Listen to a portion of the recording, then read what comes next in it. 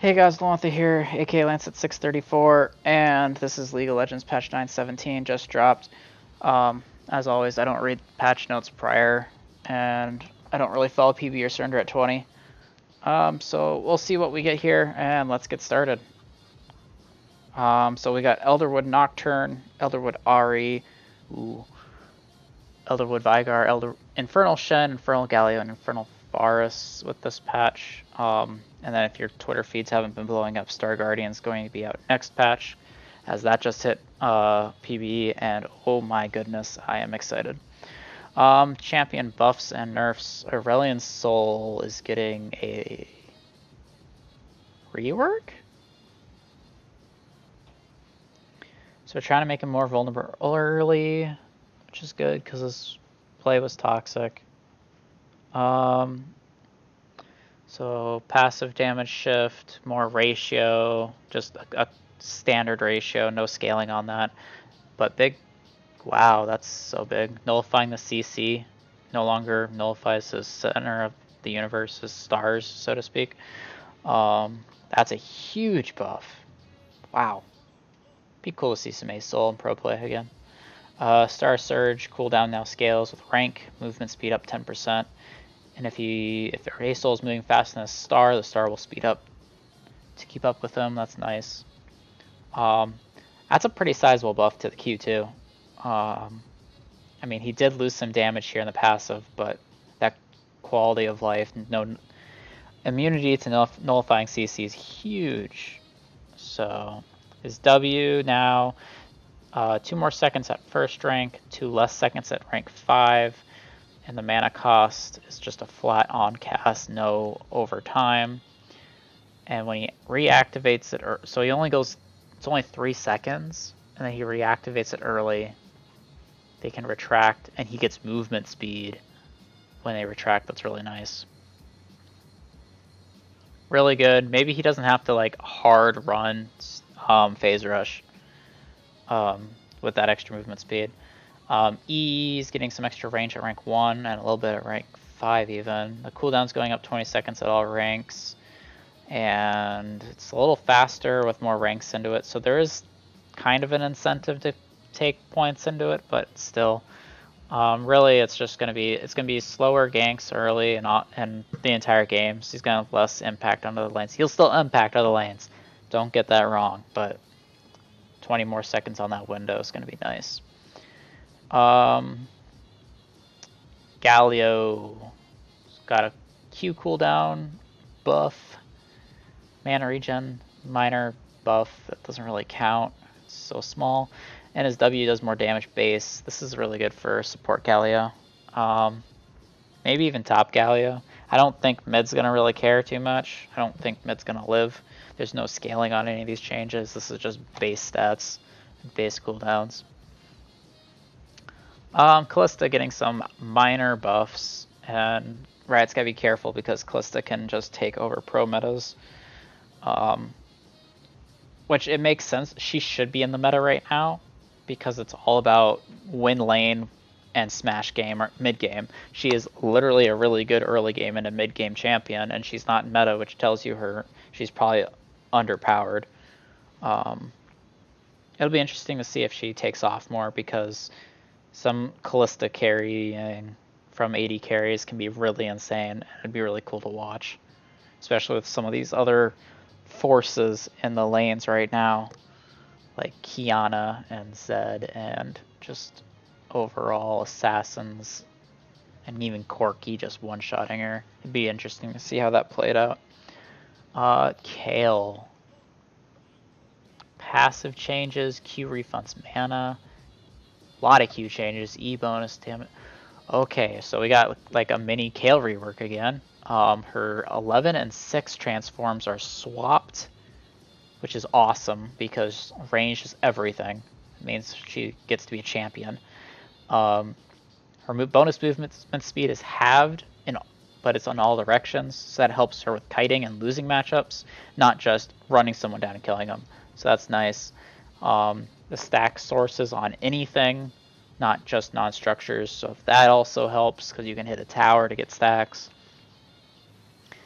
And then her attack Oh, so she loses 25 attack range for getting it earlier. It's an okay trade-off. She also loses the attack speed on each stack. That hurts. And her Fire Wave no longer does true damage. That's kind of sad. And then but now when she transcends, she has 50 more range. So she goes 575. So she becomes longer range than a lot of AD carries. Huh. I wonder if you could play Kale. I want G2 to play Kale AD carry now with this change. You basically just like hard lose until 6. And then at 6 you start like even trading. And then you get 16 and you just destroy people. The Q change. Cast time, cast delay. It shouldn't feel too much different, to be honest, with those changes. The missile speed's slower. That's going to take some getting used to. The range is less. That's going to... for less range. It was already short. Resistance's reduction is now 15% down from 20, but it lasts an extra second. It's pretty good. A little bit more follow-on. And it now refunds 50% of the ability's mana for each champion hit. Oh man, that's so good against in bot lane when you can hit more than one champion for refunds. That's... I want to play some Kale support. I want it so bad. E... basically less base missing health, more AP scaling on the missing health, the extra damage, plus there's a little more AP scaling on the on-hit ratio. They're really pushing for her to be an AP mage, which is interesting because you can just pop E, get the range, and just auto and proc Sheen. Feels like a toxic trade pattern. I have a feeling that this is going to be eventually really strong. It might not be strong at pro meta, but I feel it might take over for solo queue. Her R's mana cost reduces at each rank.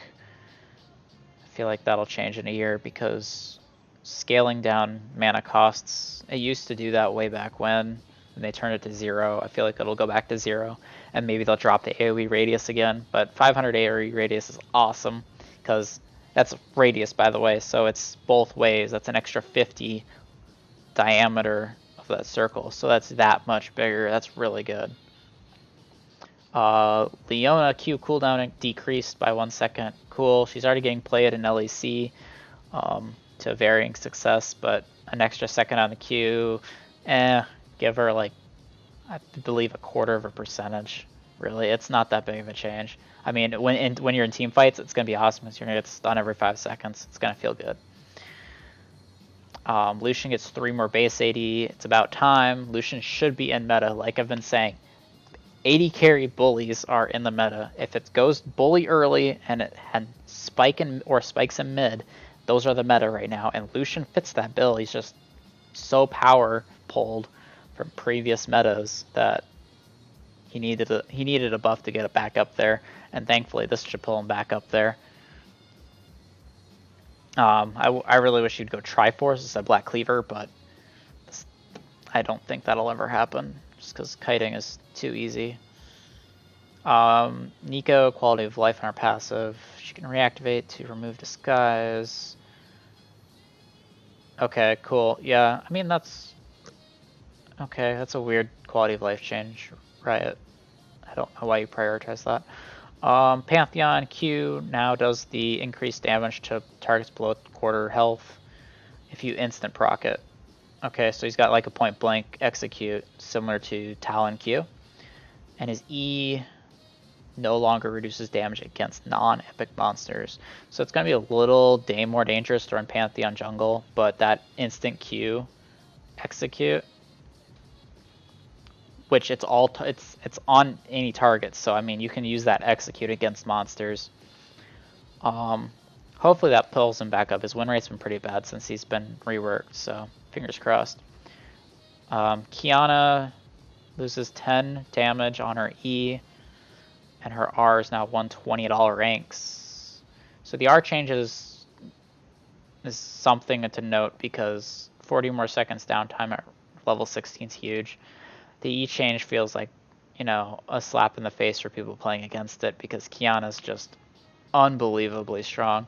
You can't have that much CC on an assassin and not expect her to be dominatingly meta, especially when she can just one-shot people like she has been.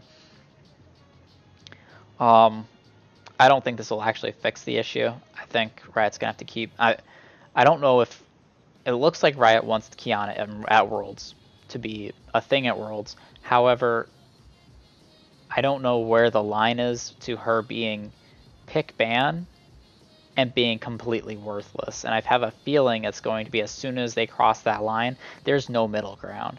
And it's going to be like a lot of the earlier champions, like Azir, Yasuo, things like that, where they were like either they're really good pick ban or they're utter trash and you just can't use them in pro play. And I have a feeling she's trending that way. Her kit's a little too overloaded. Ryze is getting 4 base MR.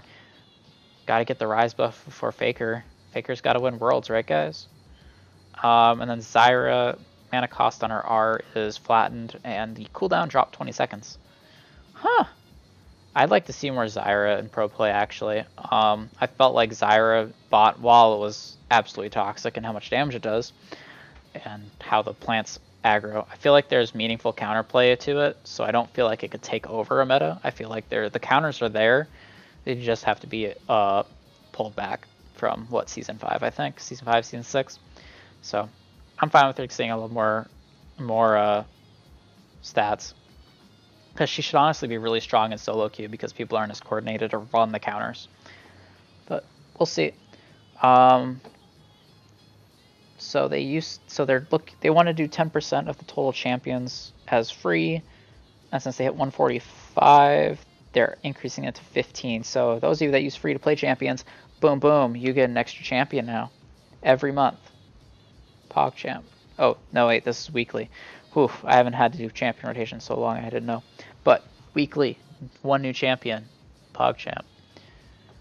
Bug fixes. Soraka now properly heals herself with R for more when she's under 40% health. Okay, I felt like I've felt that bug in game. I don't know how long it's been there, but this patch I've definitely felt it.